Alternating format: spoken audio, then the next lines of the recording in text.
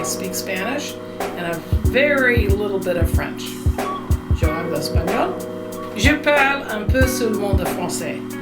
I'm Michael Robinson, and I am a Chinese major. I've been taking Chinese since 6th grade. My name is Kenya Williams. My major is Education, Spanish, and Chinese. So, of course, I speak Spanish and Chinese, but I speak Korean and Kiswahili.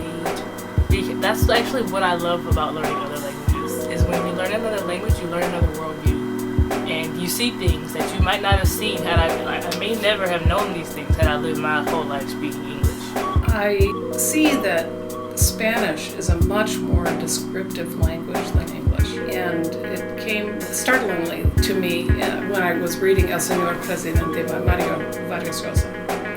And that was a book that I read in Spanish. I felt that it described things so much better than I would have found them when it was English. High school classes, we learned how to read the simplified characters, but not really like studying how to write them.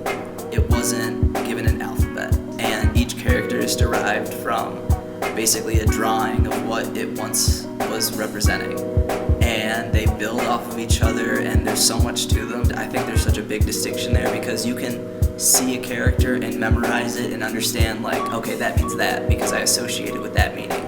But when you actually write a character, you see what goes into it. Seeing what radicals go before the character really lends you a different way of looking at that character and understanding the meaning beyond just a translation. And there will be phrases, especially in Chinese, because Chinese has a way of explaining so much with very few words. Like their idioms.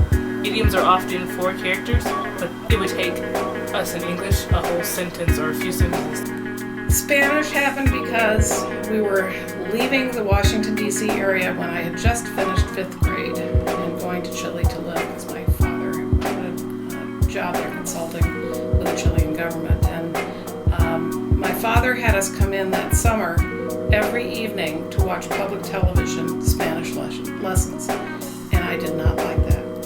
It was awful. However, one thing that I remember is that when we got off the plane and through the airport in Santiago, I was outside and it was raining, it was dark, and somebody said to me, "Hace frío," and I said, "Sí," which meant, absolutely, I agree, it is cold. Probably the most beneficial thing that learning a language and studying abroad has done for me is making me more conscious and more aware of myself in relation to everyone else, and not the other way around. And I remember that my father and I used to sit on the sofa every night, and I would take my book from the libreria, the Historia de Chile, and we would sit there and he would translate everything for me, and I would write it all down so that I could learn the things. And you know, that was a really tough time, but I ended up getting the best grades in the class, just probably because I just worked so hard, and I ended up learning Spanish, which was really wonderful. At home, I would speak what is called African American vernacular English. Before, I thought, I still spoke it, but because it's a stigmatized way of speaking, I, would feel kind of self-conscious about it. So when I was around people who I knew didn't speak it, I wouldn't speak it. And when I meet people for the first time, or as I'm getting to know people, I don't throw that in there until I'm certain that person won't judge me for how I speak. When you learn a different language and you're put out of your comfort zone, that's not only a place for you to grow, but it's also a place for you to observe what's going on and to see different people doing things differently, because you realize that there isn't one way to do something, there isn't one way to view something, and that doesn't only come with people who speak different languages. I personally hate having to switch, but I realize that it is a necessity. Like, there are ways that we use language in African American vernacular English that people don't understand. And so I think it's necessary for communication to happen, like effective communication to happen, that middle ground is met somewhere between whoever you're speaking to.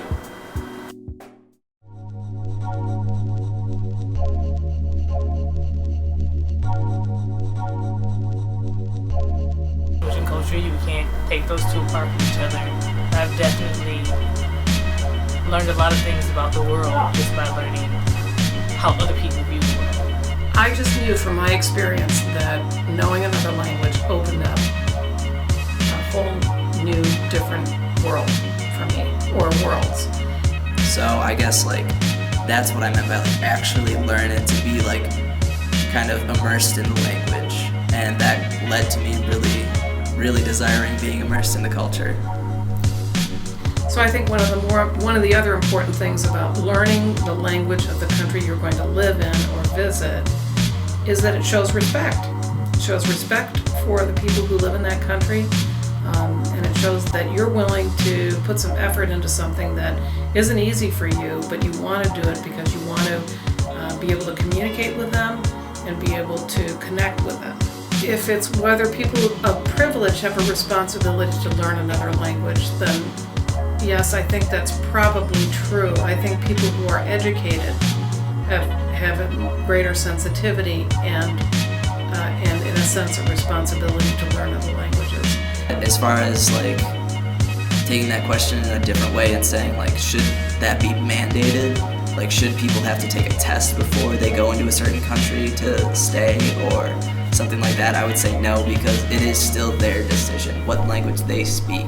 I know that the immigration law in the United States is set up so that people who are older, maybe 55, 65, and have lived here for a number of years and want to become citizens, can be exempt from learning English. And I understand that. And I understand that because it's much more difficult to learn a language, especially fluently, when you're older than it is when you're younger. I learned Spanish when I was 10 or 11. My experience there allowed me to really have that as a great basis for me. Because of that link between language and power, languages are dying out. People are being forced to decide if they're going to let their children speak their mother tongue or if they're going to let their children speak the language of people in power. And every time a language dies out, we lose so much information. And we aren't getting that back. Those languages are gone, and they're gone for good. When you think about the permanency of that, as somebody who loves studying languages for how much they have to offer to a person like that, that's really, really sad. And this applies to the world on so many levels, but I say to people, like, what kind of world do you want your kids to inherit? We have people where I work come from Africa who know 13 different languages, but they don't know English. So do we look down upon them? I don't think so. I mean, that's how could we? We have to recognize that they have taken the time to learn 13 different languages, which they have done, and they do that with facility.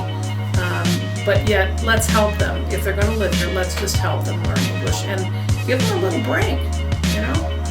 Don't make fun of somebody who has an accent. That just means their first language isn't English, and that means that they are proficient or they speak another language.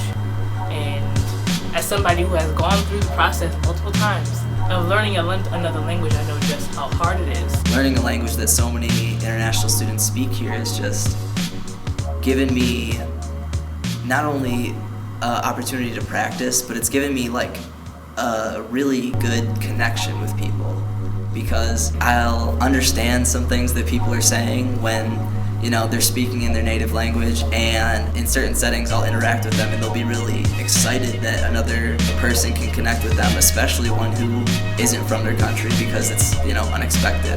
It's a good way of making friends, I'd say. It's a good way of really interacting with people. I remember Maria Teresa Jimenez, who was our neighbor across the street. She came over, and my sister and I did not know how to say to her, "Come in." And my father told us, "Venga, venga." And they go like this to come. We go like this. And I learned that night from her. And so that was really neat. So she became a very good friend of ours.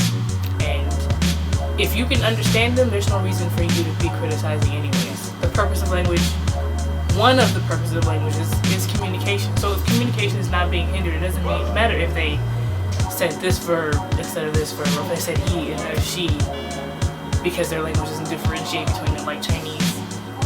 It doesn't matter. Should a person learn the native language of the country that they're in? And on a personal level, I would say yes. I would say that if you go to another country, especially to like live or to study, like you're not only living in that life, but you're partaking in the culture. And to not speak the language, you do miss out on some of the culture because you can't just have someone explain it to you, because that's also where translating becomes a barrier. My father was very diligent in learning Spanish, and he was committed to it. And he spent hours with this, with a tape deck in the car when he was going to work, listening to tapes and repeating and all this kind of stuff. He ended up being a very good Spanish speaker. But not everybody can do that. And I think on the part of everyone, even who's in a country, you allow for that. You just allow for that. But if there's some effort, then you appreciate that. So that's you know, it's not always reasonable to expect people who are going to live in a country to speak that language. If I was going to live in another country, I would make an effort to speak the language there. If you're traveling to another country, it's not always feasible to be able to know the language. You can know some things, and that's what's critically important, I think, is to be able to try to learn some pieces of the language. So I think that having learned it when I was young just allowed me to really be able to connect with people in the other countries that I visited, as well as people in this country who were visiting the United States and or living here who spoke Spanish. It immediately builds a bond with people, which is, to me, really wonderful.